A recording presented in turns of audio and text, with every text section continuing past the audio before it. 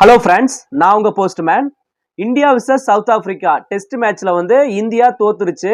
ரோஹித் சர்மா என்ன சொல்றாருன்னா, எங்க டீம்ல இந்தியாவில் கேஎல் ராகுல் மட்டும்தான் 101 ரன் அடிச்சிருந்தாரு. அவர் மட்டும்தான் சூப்பரா ஃபர்ஸ்ட் இன்னிங்ஸ்ல அடிச்சிருந்தாரு. அதுக்கப்புறம் பாத்தீங்கன்னா ஸ்ரேயஸ் ஐயர் 38 ரன் அடிச்சிருந்தாரு. விராட் கோலி 38 ரன் அடிச்சிருந்தாரு. நான் அதாவது ரோஹித் சர்மா நான் 5 ரன் அடிச்சிருந்தேன். கில்லு 2 ரன் அடிச்சிருந்தோம். இப்படி இருக்கும்போது 245 ரன் அடிச்சிருந்தோம்.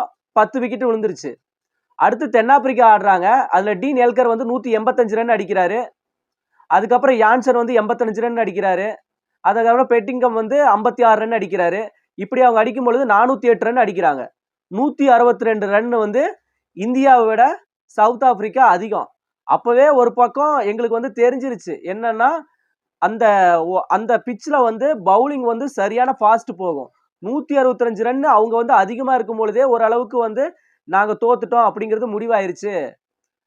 அதுக்கப்புறம் இந்தியா களமிறங்குறாங்க. இந்தியா களமிறங்கும் பொழுது விராட் கோலி இருக்காருல்ல, அவர் 76 ரன் அடிக்கிறாரு.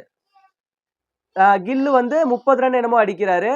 அதுக்கப்புறம் எல்லாமே 2-3 ரன்ல அடிச்சிடுறாங்க. இப்படி இருக்கும் பொழுது 182 ரன் சம்திங் என்னமோ அடிக்கிறாங்க. 35 ரன்னுல இந்தியா சவுத் ஆப்பிரிக்காட்ட தோத்துறாங்க 35 ரன் வித்தியாசத்துல.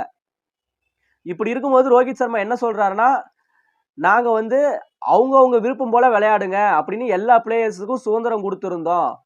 அவங்கவுங்க போக்குல தான் விளையாண்டாங்க. நாங்க ஒரு குழுவா விளையாடல. நாங்க எந்த பிளானிங்கும் பண்ணல.